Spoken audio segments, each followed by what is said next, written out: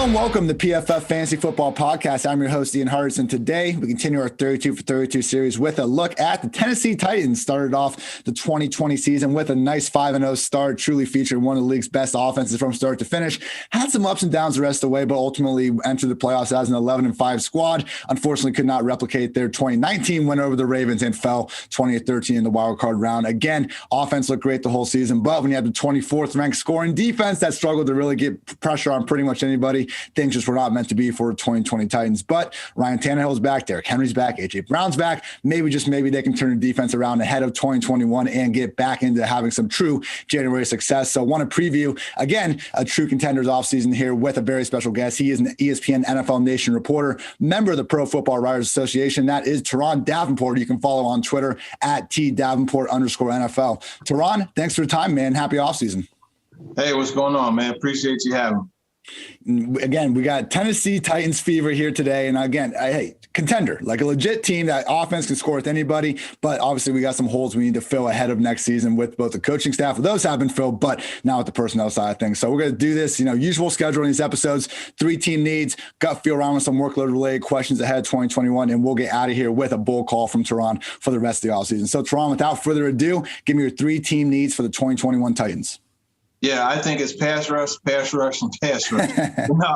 Obviously, that being said, pass rush is the big need. A lot of it is going to depend on what happens with Corey Davis as far as the second need. But I think regardless, they still need to address the the receiver position. That's even, like I said, regardless of what happens with Davis, they need to figure out where Adam Humphries is going to go, what's going to happen with him. He's had concussions. He just is working through a major one that happened last year. So that's something to consider. Will they need a slot guy? Either way, they're going to need someone to be a vertical threat. That Khalif Raymond is undrafted. It's going to be, on a restricted free agent. So he will likely be moving on. But regardless, they need to upgrade there. The third position, in my opinion, it could go either way. You could say cornerback, you could say offensive line. I'm going to say cornerback just because Malcolm Butler, his contract is going to be hitting a higher number over the next couple of years. He's at $14 million this year, and he'll be around there next year as far as the cap's concerned. Adoree Jackson is playing on a 5th-year option. After that, you have a lot of question marks. Are you going to resign Desmond King? Or is Christian Fulton going to develop into that guy that you drafted him to be? So those are a couple things. So I would say pass rush, receiver, cornerback. Yeah, between cornerback and O-line, 2 things we obviously want to build up on any roster, but based on, again, the Titans' aforementioned struggles on defense last year, I agree it makes sense to devote a little bit more resources to that side of the ball if it is between those 2 groups. Want to go back to what you were talking about with the receiver because, regardless of kind of how the Adam Humphrey things plays out with Corey Davis as an unrestricted free agent, they got to wonder about, A, are they going to be able to bring him back, or B, are they going to devote some serious resources to replacing him? So as it stands right now, we're recording this on February 15th. Do you think Corey Davis will be back? And if not, do you see them making a play for one of these, higher priced free agent wide receivers, or at least using a higher end draft pick at the position? That's a tough question. It's a really tough question. I think they want him to be back, but it just depends on that number. Yeah. So for the sake of not sitting on the fence, I'm going to say he'll be back. I believe they'll be able to figure out a number that works for all parties and bring him back. And he's settled in perfectly into a role opposite A.J. Brown. He's a guy that will definitely benefit from a lot of coverage. As you saw this past season, a lot of coverage rolling over to A.J. Brown's side. Corey Davis is able to eat on the backside as a one-on-one receiver. That definitely helps. And then his downfield blocking. He is really the epitome of what that offense wants as far as what Arthur Smith wanted last year and what I would imagine Todd Downing wants this year. Selfless, productive, and maximizing opportunities. Yeah. Has he met expectations as a former number 5 overall pick? No, but that doesn't mean he's not still a very good wide receiver in today's NFL. And yeah, you said it, man. 2020, we saw the very best version of him. 10th in PFF receiving grade and 5th in yards per route run among 84 qualified players. Truly. Hey, I've been banging the AJ drama, just Bell. I've been hyping that dude up for freaking the last 2 years, but Corey Davis, just because AJ Brown's great doesn't mean Corey Davis can't be an awesome receiver in his own right as well. Last thing before we get on to the gut feel section, that is the pass pass rush. And as you said, this really could be all three of their needs tied up into one. The only defenses that were worse in pressure rate last year, the Jaguars, the Bengals, and Vikings, absolutely brutal. Now, I know they brought in Jadeveon Clowney in the preseason. We had some injuries. We also just didn't have some great performance from him. Do you think Clowney will be back with the team in 2021? And regardless, are they just going to invest resources in this pass rush? Because again, they need to do so.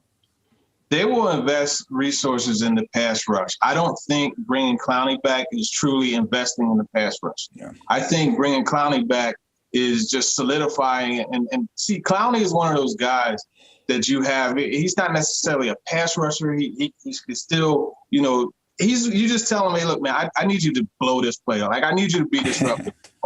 And if you notice, Jeffrey Simmons, a guy who your group has rated highly consistently throughout the past year, if you notice, he had a lot of his best games with Clowney in the lineup because it just gives something else for the guys up front to be concerned about. You double team Simmons, now Clowney's going to be able to wreck shop, right? And you double team Clowney, Simmons is going to be able to do what he does. So I think it's more from that perspective, but absolutely they will address the pass rush.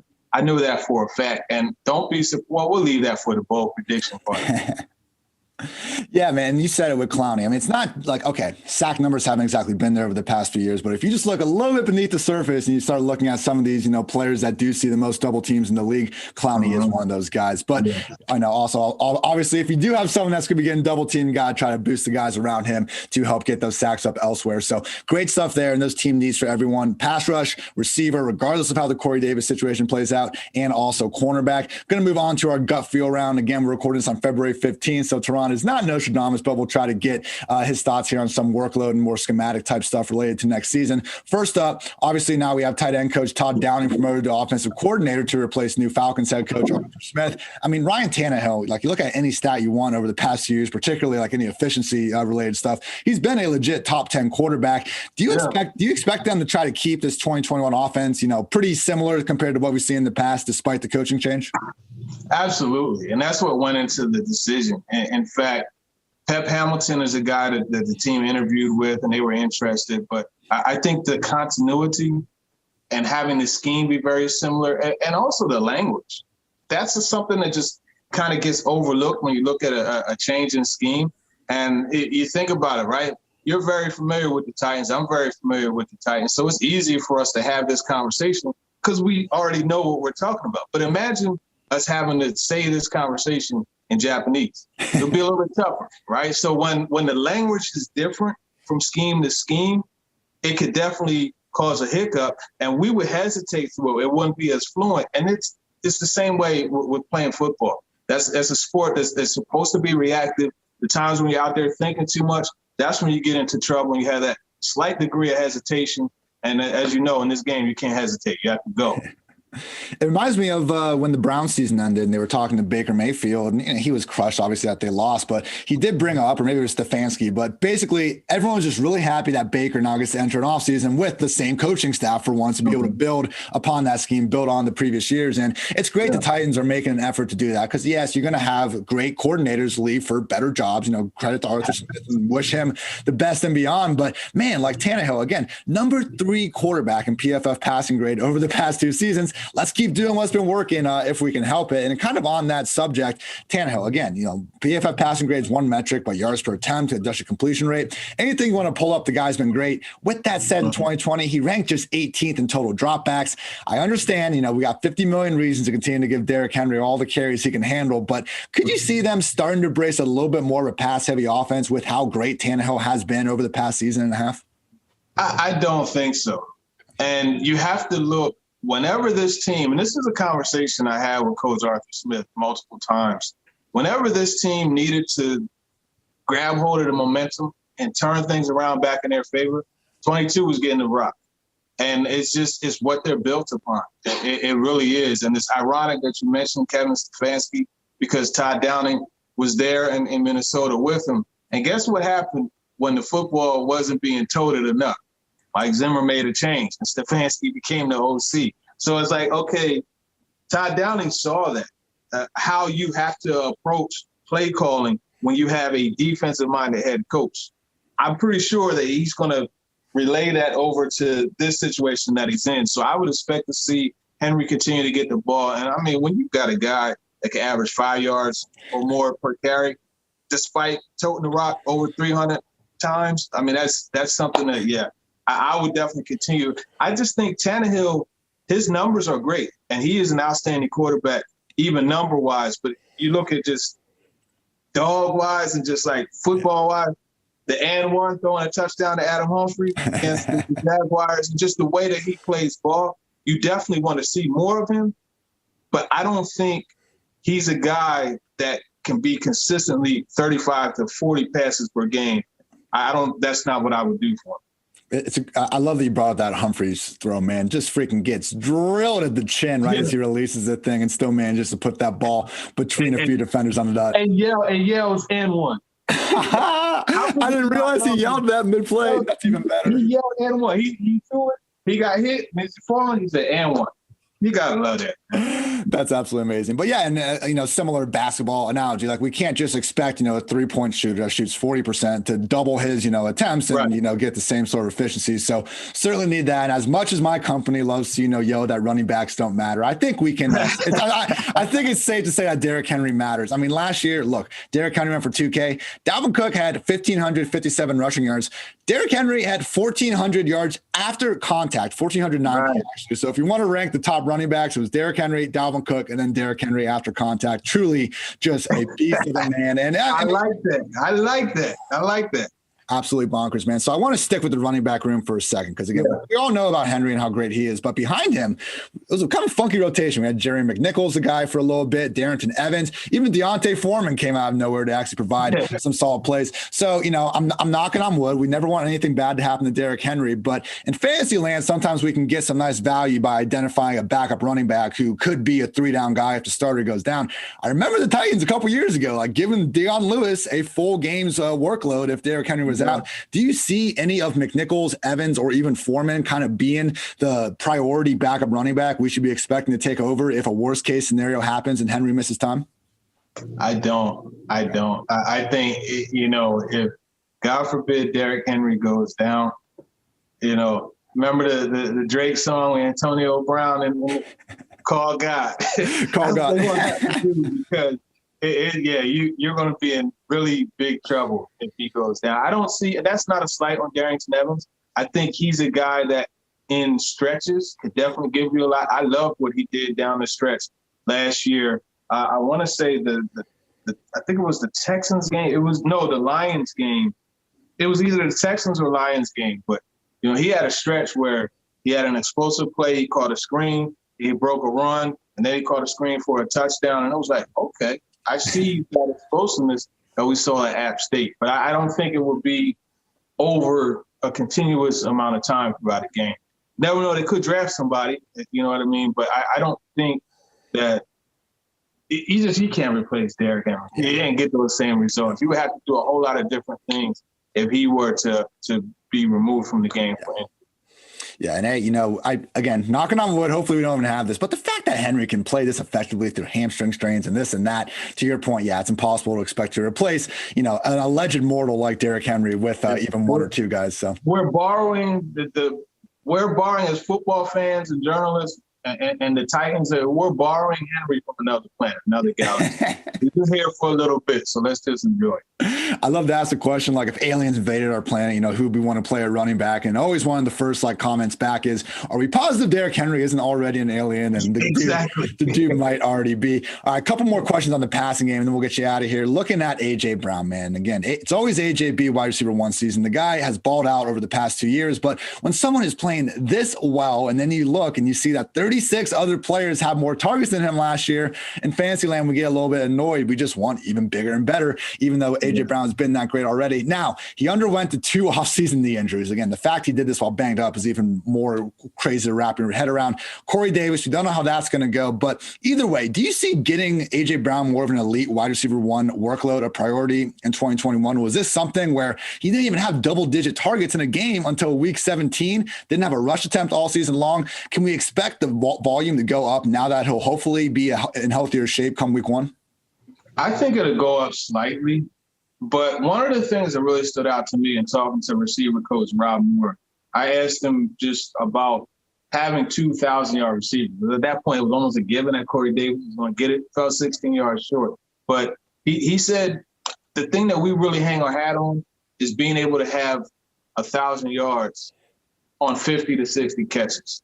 So that tells me they're not really as concerned about getting him more touches as it is about maximizing touches. And yards after catch, I don't know that there's a receiver in the league better than A.J. Brown.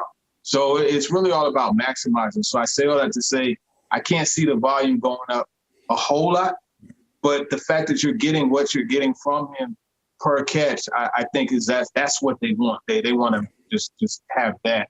Obviously, you're always striving for more and striving to get better, but I don't think it's going to jump up into like Stephon Diggs type targets, you know. I mean, we're talking about the fourth-ranked scoring offense. I get it. They don't need to really change much of anything to keep this elite offense. But obviously, in Fantasyland, we want all the targets we can get. And A.J. Brown being that good of a player, it would be nice to get more. But, yeah, I mean, you mentioned the yards after the catch. To me, like, what makes A.J. Brown so crazy with the yards after the catch is he's getting these yards after the catch like 15, 20 yards downfield and then making stuff happen. We've seen guys like Golden Tate, you know, Percy Harvin, even like the Wes Walkers over the years. They rack up the yards for the catch, but they're on a bunch of screens and stuff around the line of scrimmage. Yeah. A.J. Brown, man, I've heard the comp, but he really is kind of our generation's Terrell Owens. I know it's, you know, you don't want to say these top three wide receivers compare him that much, but he truly seems like he has that sort of just ungodly ceiling. That's an excellent comparison. And really what it comes down to is the strength after the catch. Yeah. You see guys go back 2019, I want to say week 12 against the Raiders. Darryl Worley, we're talking about a 200-plus pound cornerback, 6'2", like 210. Man, A.J. Brown caught that slant, chucked like this. Worley bounced off him. And as a matter of fact, he missed the rest of the game. And then you see that consistently, just that dude's ability, the Ravens game. Well, what can the catch, right, to where he carried Patrick Queen and every resident in Baltimore into the end zone? I mean, these are the type of things that he does. And that's why it's so much fun to watch him. But the real key and the difference between A.J. Brown and Terrell Owens, and I'm not saying he's better than T.O. outside of Andre Reed is my favorite receiver of all time. Yeah. I want to have context here, but he catches the football more clean than T.O. does. Yeah. And he accelerates through the ball. So in other words, he's running that slant, and you'll see him, he's not slowing down and catching the ball like this. He's running through it, boom, catch, tuck it, and going. And that's what makes him so good after the catch. So I mean, we could do a whole show on A.J. Brown. I love watching, and he's someone that I've been speaking about since, 2018 to be exact, you know, his sophomore year. That's one guy that I definitely, love watching play, and he's probably my favorite receiver in the game right now. He is absolutely my favorite wide receiver in the game. And hey, it's a long off season, man. We might have to get you back on here, do a completely A.J. Brown episode before it's all said and done.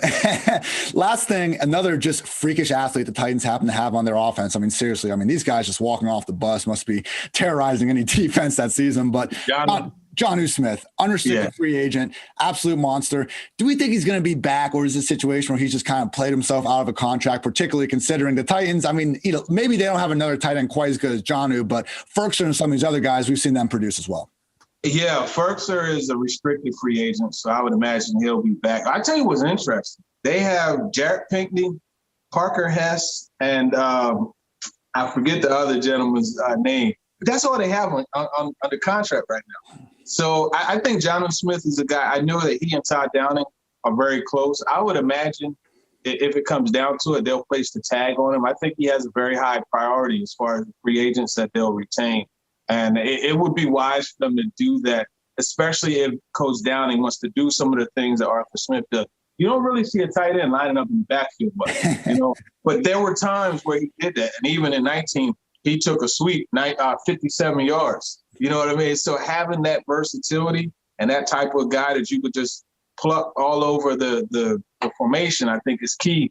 One thing, if they don't just, put a little draft nugget in there, if they don't re-sign Jonnu Smith, they're not able to bring him back. I tell you, a guy like Miami's Brevin Jordan would be awesome in that same type of role. In fact, he would be a good pick even if they do re-sign Jonnu Smith, because then you could have. Now, I always joke with Jonnu and Delaney Walker. I say, you guys are what I saw the 49ers do, but with Delaney and Vernon Davis. You know, but you have that 12 personnel package to match up really well. Yeah. That would be a good thing for that offense.